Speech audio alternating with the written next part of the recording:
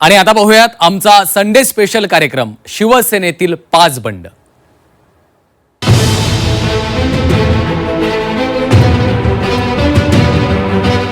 19 जून 1966 मुंबईच्या शिवाजी पार्कवर एका वाघाची डरकाळी घुमली।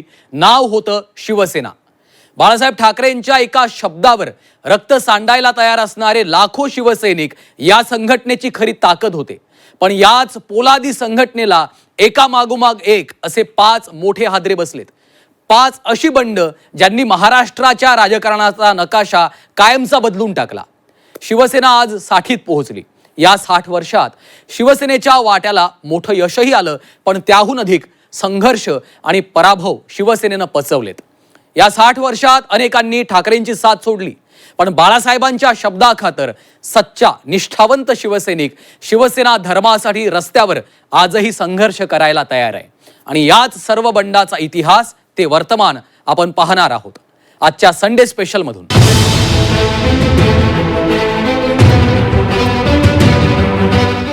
शिवसेनेत बंड होणं नवीन नाही, पण प्रत्येक बंडाची कथा थरारक, धक्कादायक आणि रहस्यमय आहे। चला काळाची चक्र मागे फिरवूया आणि जाऊया थेट 1991 मध्ये, जिथे शिवसेनेला पहिला सर्वात मोठा धक्का बसला होता। शिवसेना एक पक्ष, एक नेता आणि त्या नेत्याचा आदेश मानणारी कडव्या शिवसैनिकांची एक भक्कम फळी। त्यामुळेच 1990च्या आधी शिवसेनेत बंड करण्याचा साधा विचार देखील कोणी करत नसे। बाळासाहेब ठाकरेंनी भूमिका घ्यायची आणि शिवसेनेच्या नेत्यांनी, कार्यकर्त्यांनी त्या भूमिकेचं समर्थन करायचं, हा पायंडा। पण याच पायंड्याला 90च्या दशकाच्या सुरुवातीलाच फुटीचं ग्रहण लागलं।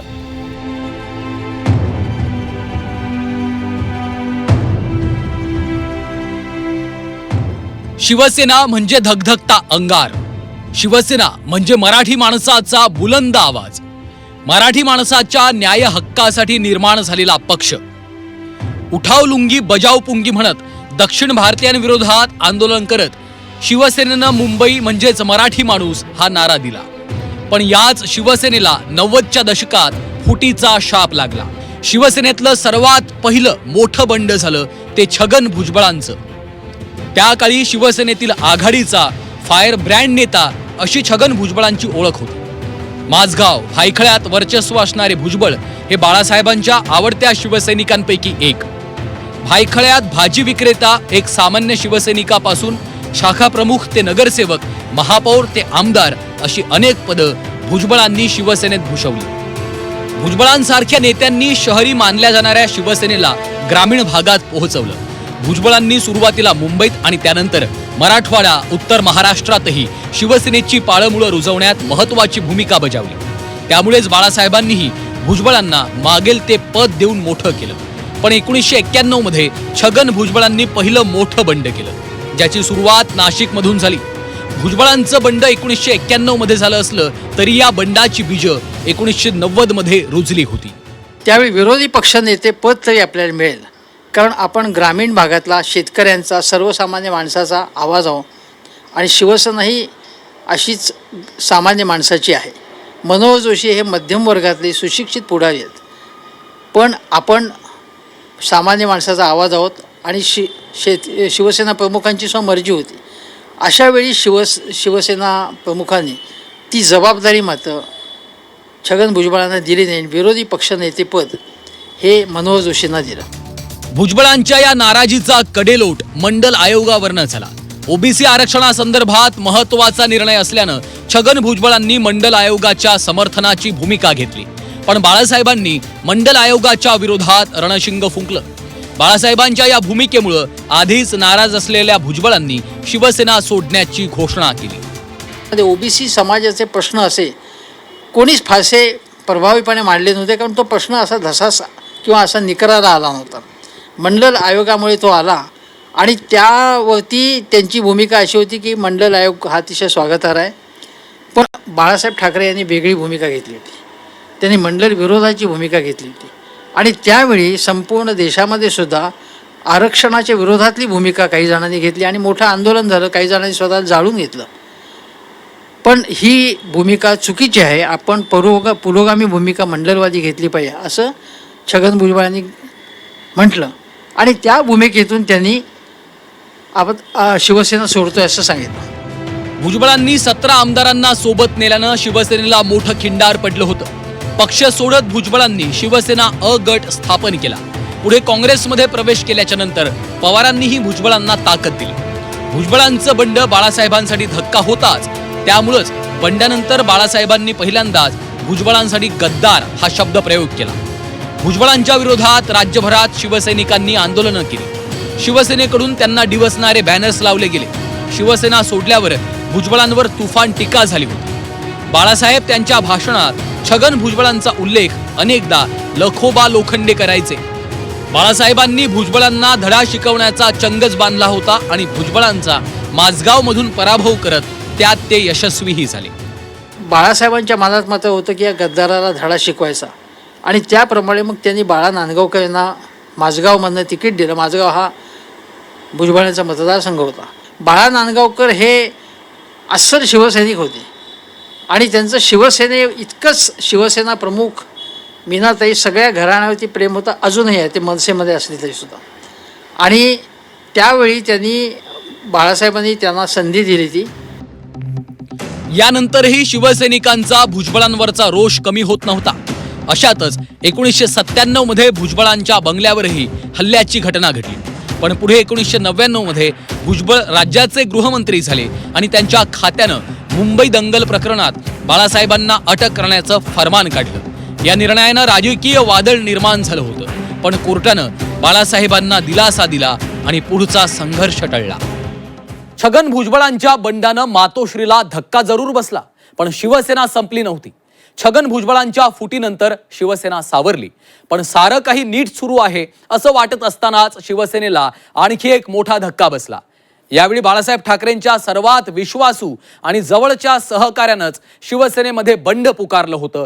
तारीख होती 3 जुलै 2005 आणि नाव होतं नारायण तातू राणे. कोकणातल्या या डॅशिंग नेत्यानं थेट ठाकरेंनाच आव्हान दिलं.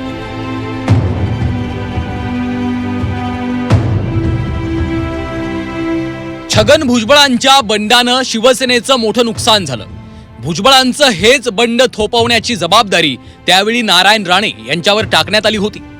कट्टर शिवसैनिक, शिवसेनेचा आक्रमक चेहरा म्हणून नारायण राणे ओळखले जायचे.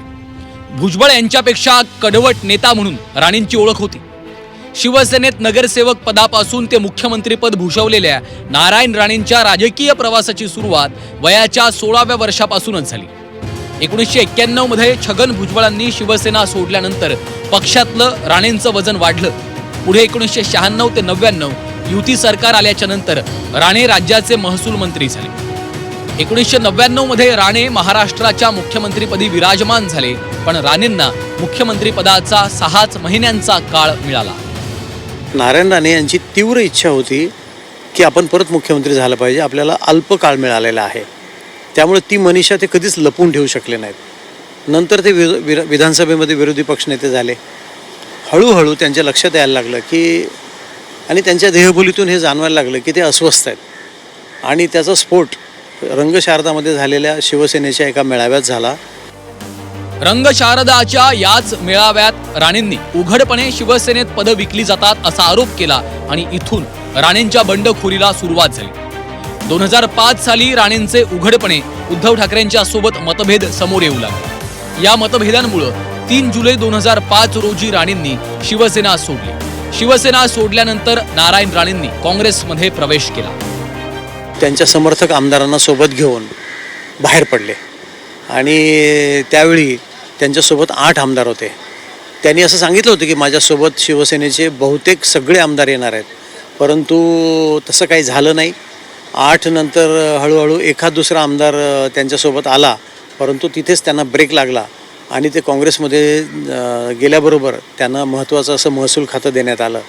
आणि त्यानंतरही वारंवार त्यांच्या देहबोलीतून किंवा त्यांच्या एकंदरीत बोलण्यातून असं ध्वनित व्हायचं की त्यांना मुख्यमंत्रीपदाचं आश्वासन दिलेलं आहे. राणेंचं बंड हा शिवसेनेसाठी दुसरा धक्का होता. त्यामुळे शिवसेनेनं राणेंविरोधात रान पेटवायला सुरुवात केली. जाहीर सभांमधून बाळासाहेब राणेंना लक्ष्य करत होते. नाऱ्यात शब्द आला तर त्याचं नाव घेऊ नका म्हणून कोणीतरी ओरडलं, पण 1.5 फुट्या म्हटलं तर काय असत नाही ना.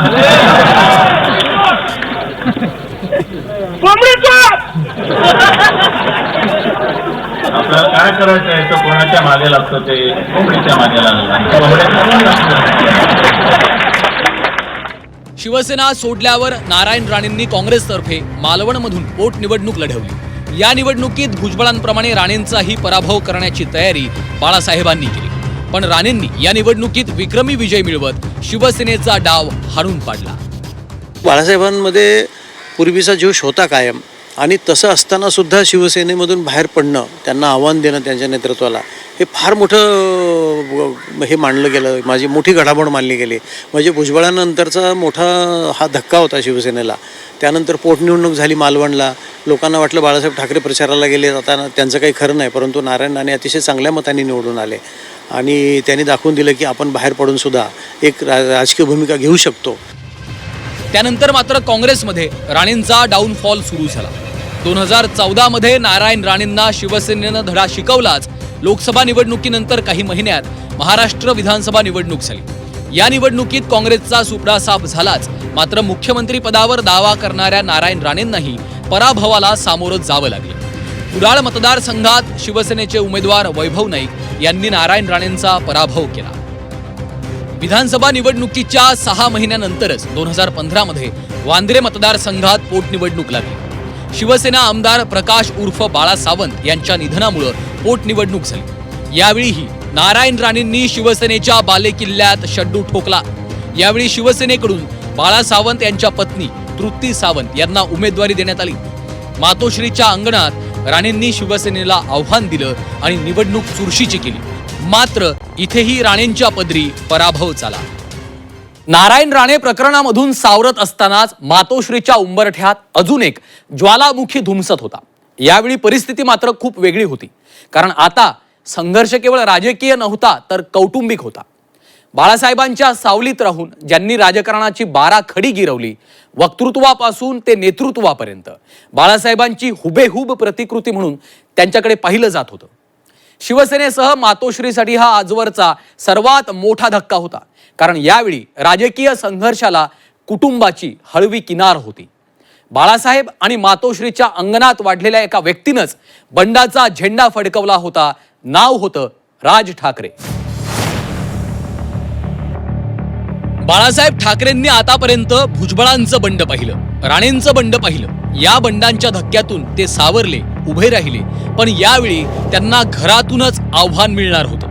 ठाकरेंच्या घरातच बंडाचा झेंडा उभारला गेला. बंड होतं बाळासाहेबांचा लाडका पुतण्या राज ठाकरेंचं. बाळासाहेब ठाकरेंनी अनेक नेते घडवले, पण बाळासाहेबांच्या तालमीत ज्यांची राजकीय कारकीर्द घडली ते नेते म्हणजे राज ठाकरे.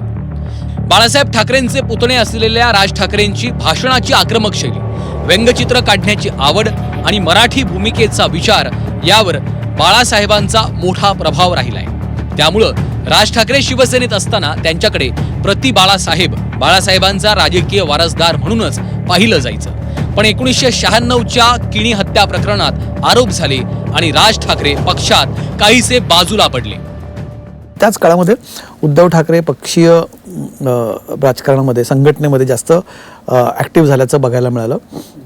उद्धव ठाकरेंचा इंटरेस्ट जसा जसा वाढत होता आणि राज ठाकरे एक प्रकारे थोडे साईडलाईन त्या काळात होते. त्या काळात एक थोडीशी पक्षामध्ये अंतर्गत धुसफूस सुरू होती. बऱ्याचदा ही नाराजी उघडपणे व्यक्तही झाली. बाळासाहेब एकदा स्वतः उद्धव ठाकरेंना आणि राज ठाकरेंना घेऊन बसले होते. मनोहर जोशी त्यांना घेऊन गेले होते मातोश्रीवरती, आणि आता कुठलेही मतभेद नाहीत असं त्यांनी तेव्हा माध्यमांसमोर सांगितलं होतं. उद्धव ठाकरेंचा पक्षातला प्रभाव वाढतच होता. त्यातच जानेवारी 2003च्या महाबळेश्वरमध्ये शिवसेनेच्या अधिवेशनात बाळासाहेबांच्या राजकीय उत्तराधिकाऱ्याच्या नावाची घोषणा झाली. अधिवेशनाच्या शेवटच्या दिवशी बाळासाहेब ठाकरेंच्या अनुपस्थितीत राज ठाकरे यांनीच उद्धव ठाकरेंच्या नावाचा प्रस्ताव कार्याध्यक्ष पदासाठी मांडला आणि तिथंच सर्वांच्या प्रश्नांना उत्तर मिळालं.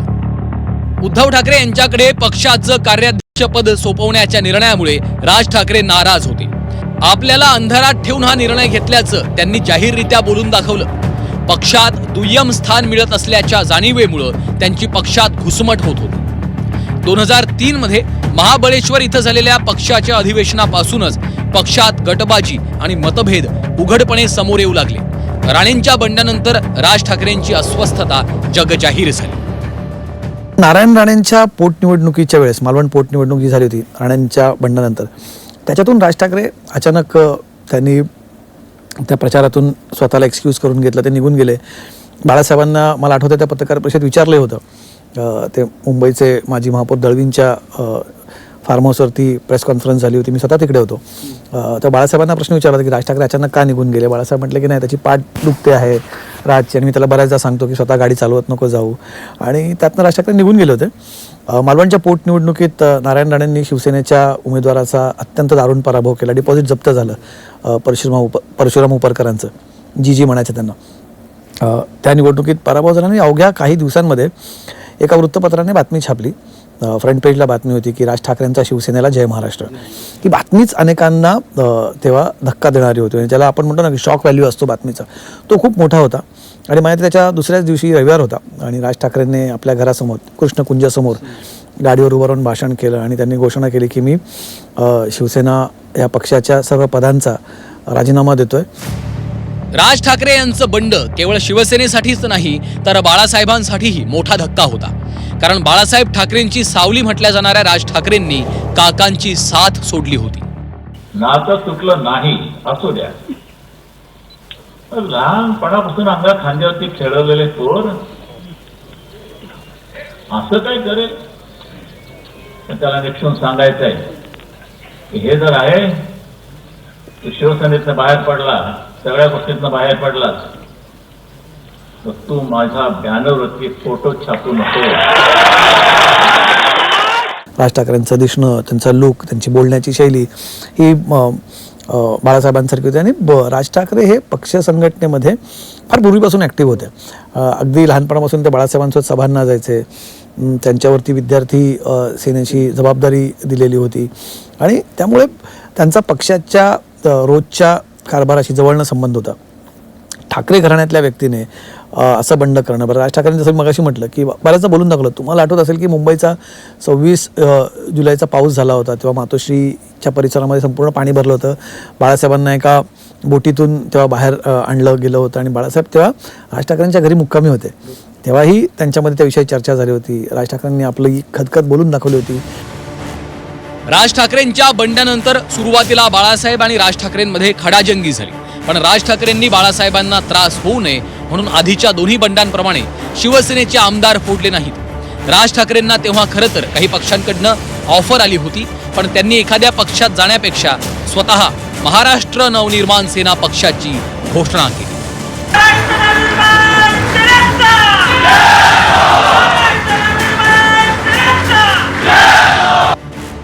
राज ठाकरेंचं बंड हे ठाकरेंच्या कुटुंबातली फूट होती.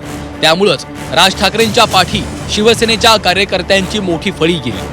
पक्ष स्थापनेच्या अवघ्या 3 वर्षात राज ठाकरेंनी स्वतःचे 13 आमदार विधानसभेत पाठवले. नाशिक महापालिकेवर एकहाती सत्ता, मुंबई, ठाणे, पुणे महापालिकेत नगरसेवकांची मोठी फळी तयार करण्यात राज ठाकरे यशस्वी झाले. राज ठाकरे आणि शिवसेनेची विचारधारा एकच असल्यानं लोकसभा, विधानसभा निवडणुकीत शिवसेना भाजप युतीच्या अनेक उमेदवारांना फटका सहन करावा लागला. राज ठाकरेंनी सगळ्यात मोठा घाला कुठला घातला असेल तर तो शिवसेनेच्या मूळ मतदारांवरती. मोठ्या प्रमाणात शिवसेनेचा शहरी मतदार, राज ठाकरेंच्या मागे तरुण मतदार, मराठीच्या मुद्द्यावरती आक्रमक असलेला मतदार, हा सगळा राज ठाकरेंच्या मागे गेला. आणि त्याची परिणिती आपल्याला 2009च्या विधानसभा निवडणुकांमध्ये बघायला मिळाली, जिथे राज ठाकरेंचे 13 आमदार निवडून आले. पण सोबतच त्याच्या आधीच्या लोकसभेला राज ठाकरेंच्या मनसेच्या उमेदवारांमुळे अनेक युतीचे उमेदवार, तेव्हाच्या भाजप शिवसेनेचे अनेक उमेदवार पडले. इव्हन जेव्हा 13 आमदार निवडून आले तेव्हाही राज ठाकरेंमुळे जवळजवळ 25 जागांवरती युतीचे उमेदवार पडले. त्यामुळे राज ठाकरेंनी तेव्हा आपला मोठी ताकद ही 2009च्या निवडणुकांमध्ये दाखवून दिली होती. बाळासाहेब हयात असताना राज ठाकरेंना साथ घालण्याचा अनेकदा प्रयत्न झाला. स्वतः उद्धव ठाकरेंनीही टाळी देण्याची तयारी दाखवली, पण राज ठाकरेंकडून अनेक वर्ष त्याला प्रतिसादच आला नाही.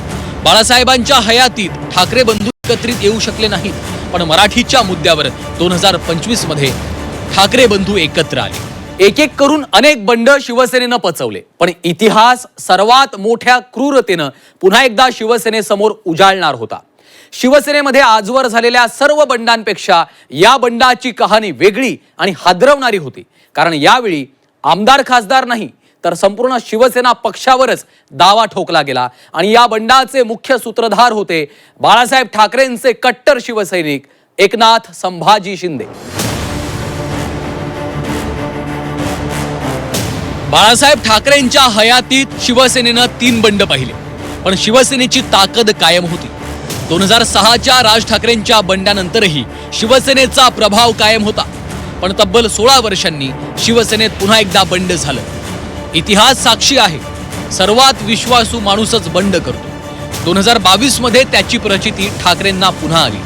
ठाकरेंचे विश्वासू शिलेदार, ज्यांच्याकडे शिवसेनेचे भावी मुख्यमंत्री म्हणून पाहिलं जायचं, त्या एकनाथ शिंदेंनीच 20 जून 2022ला आपल्या समर्थक आमदारांसह थेट सुरत गाठली. विधान परिषदेच्या निवडणुकीच्या निकालानंतर एकनाथ शिंदे आपल्या समर्थक आमदारांसह अचानक नॉट रिचेबल झाले. ठाणे, मग सुरत, त्यानंतर गुवाहाटी, तिथून पुढे गोव्यापर्यंत पोहोचले. एकनाथ शिंदेंना असं वाटत होतं, परत चर्चाही तेव्हा झाल्या, अनेकदा माध्यमांमध्ये बातम्या आल्या, कारण एकनाथ शिंदेंची तेव्हा विधिमंडळ गटनेतेपदी निवड झाली आणि जनरली विधिमंडळ गटनेतेपदी निवड झालेल्या व्यक्तीलाच मुख्यमंत्री केलं जातं. एकनाथ शिंदेंसाठी हा सगळ्यात मोठा धक्का होता की मला मुख्यमंत्री न करता उद्धव ठाकरे स्वतः मुख्यमंत्री झाले. ती सल ते म्हणजे त्यांच्या मनातली बंडाची बीजही तेव्हा रोवली गेली. शिंदेंचं बंड केवळ शिवसेना पक्षातलं नव्हतं, तर महाराष्ट्राच्या राजकारणात आलेला राजकीय भूकंप होता. कारण या बंडानं उद्धव ठाकरेंच्या सरकारला हादरा दिला. त्याचवेळी शिंदेंनी तब्बल 40 आमदारांचा पाठिंबा मिळवत ठाकरेंची खुर्ची स्वतःकडे आणली. एकनाथ शिंदेंच्या जाण्यामुळे उद्धव ठाकरेंचं सरकार थेट कोसळलं. उद्धव ठाकरेंचं सरकार पडलं. उद्धव ठाकरेंना राजीनामा द्यावा लागला. इमिडिएटली लगेच ते मुख्यमंत्री झाले. बघा, भुजबळ गेले, भुजबळांना मंत्रिपदं मिळाली, भुजबळांकडे उपमुख्यमंत्रीपद आलं, गृहमंत्रीपद आलं. नारायण राणे महसूल मंत्री बनले, पण मुख्यमंत्री कधी बनू शकले नाही. राज ठाकरेंकडे तर कुठलं सत्तेतलं पद त्यांच्याकडे आलं नाही. गणेश नाईकांकडे महत्त्वाची पद आली, पण याच्यातली कुठलीही व्यक्ती मुख्यमंत्री पदावरती पोचलेली पक्ष बदलून ते शिंदेंच्या बाबत घडलं. त्यामुळे शिंदेंना अधिक ताकद मिळाली. बंडानंतर लगेच कमी आमदार असून सुद्धा भाजपने खेळी केली की शिंदेंना मुख्यमंत्री पद दिलं. कारण सामान्य शिवसैनिकाला मुख्यमंत्री करायचं या मुद्द्यावरनं शिवसेना सोडली होती. त्याचाच धागा पकडत भाजपने हे अत्यंत पॉलिटिकल तेव्हा एक मास्टर स्ट्रोक मारला, चेकमेट केलं त्यांनी. बाळासाहेब नसताना झालेल्या शिंदेंच्या या बंडानं ठाकरेंसमोर सर्वात मोठं आव्हान उभं केलं. कारण शिंदेंनी केवळ आमदार, खासदार किंवा पदाधिकारीच नव्हे, तर ज्या पक्षातून ते आले तो शिवसेना पक्ष आणि पक्ष चिन्ह धनुष्य बाणावरही ताबा मिळवला. एकनाथ शिंदेंच्या बंडाने, कारण त्यांच्यासोबत 40 आमदार गेले होते, अनेक खासदार त्यांच्यासोबत गेले, पक्ष संघटनेतले अनेक महत्त्वाचे नेते गेले, अत्यंत मोठे मोठे नेते गेले त्यांच्यासोबत अगदी रामदास कदमान पासून रवींद्र वायकर जे उद्धव ठाकरेंचे अत्यंत निकट होते, अर्थात ते नंतर गेले, वायकर गेले, गजाभाऊ कीर्तीकर गेले, अशी अनेक ज्येष्ठ मंडळी शिंदेंसोबत गेली होती. आणि त्याचा खरं तर फायदा खूप पडला. कारण फक्त आता यावेळेस झालेलं बंड आमदार, खासदार किंवा लोकप्रतिनिधी सोडून गेलेले नव्हते, तर संघटनेतली माणसे उद्धव ठाकरेंना सोडून गेली होती. त्यामुळे बंडाचा म्हणजे उद्धव ठाकरेंच्या नेतृत्वाखालील शिवसेनेवरती सगळ्यात मोठा आघात जर कुठला झाला असेल तर तो 2022च्या बंडाचा होता. 2022 पासून शिंदे सातत्याने ठाकरेंना धक्के देत आहेत. 2024 विधानसभा निवडणुकीत तर शिंदेंनी ठाकरेंपेक्षा 3 पटीनं जास्त म्हणजे तब्बल 40 आमदार निवडून आणले. शिंदेंच्या बंडानं पहिल्यांदाच शिवसेनेत गल्ली ते दिल्ली फूट पडली. या बंडामुळं ठाकरेंच्या हातून शिवसेना जाऊन त्यांना शिवसेना उद्धव बाळासाहेब ठाकरे पक्ष आणि मशाल चिन्हासह लढावं लागलं. शिवसेना नाव गेलं, धनुष्यबाण हे चिन्ह गेलं. शिवसेनेवर कधी नव्हे इतक्या भळभळत्या जखमा झाल्या. पण शिवसेना आणि ठाकरे संपले नाहीत. निष्ठावंत आणि कट्टर शिवसैनिकांच्या बळावर उद्धव ठाकरेंनी लढण्याची मशाल उंचावली. पण पुन्हा एकदा शिवसेनेवर घाव झालाच. शिवसेनेमधील फुटीचा 5वा आणि ताजा अंक जून 2026. 6 खासदारांनी ठाकरेंना सोडचिठ्ठी दिली.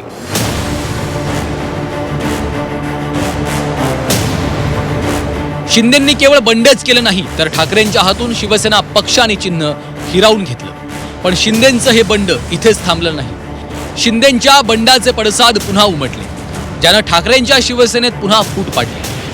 तच ठाकरेंच्या शिवसेनेत 5वं बंड झालं, ज्यात मराठवाडा, विदर्भ आणि उत्तर महाराष्ट्रातल्या 6 खासदारांनी ठाकरेंची साथ सोडून शिंदेंचा हात धरला.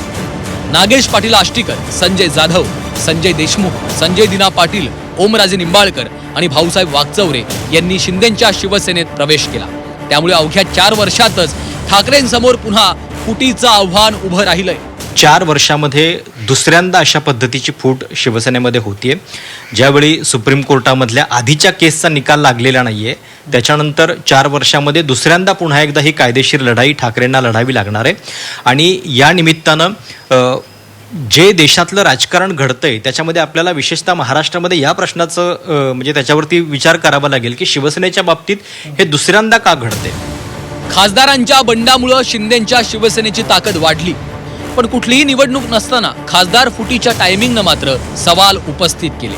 हे खासदार जे आहेत ते ऑलरेडी मागच्या वेळी म्हणजे यातले काही जण असे आहेत की त्या बंडाच्या वेळी त्यांनी ठाकरेंच्या सोबत राहायचा निर्णय घेतलेला होता, तरी देखील पुन्हा 4 वर्षानंतर ते फोडले गेलेले आहेत.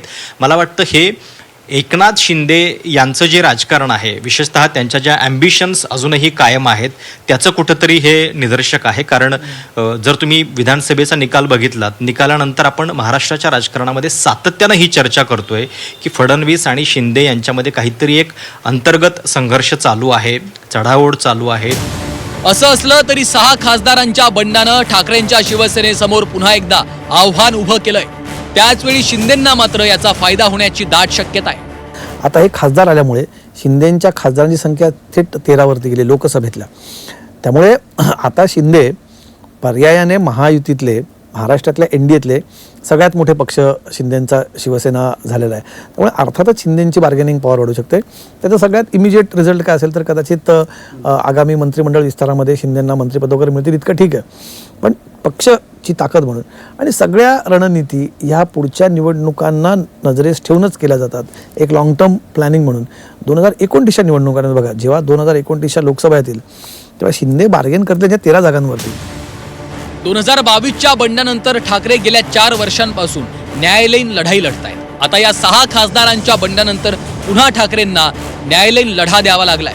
या खासदारांविरोधात ठाकरेंच्या शिवसैनिकांमध्ये संताप आहे, पण या संतापाला निवडणुकीतून वाट मोकळी करून देण्यासाठी आणि 3 वर्ष वाट पाहावी लागणार आहे. त्यामुळं सध्या बाळासाहेब नसताना होणारे बंड ठाकरेंच्या समोर आव्हान उभे करणारे आहे. हे आव्हान उद्धव ठाकरे आणि आदित्य ठाकरे कसं पेलतात यावरच शिवसेनेचं भविष्य अवलंबून राहणार आहे. बाळासाहेब ठाकरेंच्या शिवसेनेवर एक नाही तर बंडाच्या 5 जखमा आहेत. या 5 बंडांनी शिवसेनेला वेळोवेळी छिन्न विछिन्न केलंय. येणाऱ्या काळाच्या पोटात काय दडलंय हे कुणीच सांगू शकत नाही. सत्तेसाठी, अस्तित्वासाठी आणि विचारधारेसाठी लढल्या गेलेल्या या लढाईमध्ये शेवटी कोण टिकणार? बाळासाहेबांची खरी शिवसेना कोणती? हे प्रश्न मात्र आजही महाराष्ट्राच्या सर्वसामान्य जनतेच्या मनात घोंगावतायत.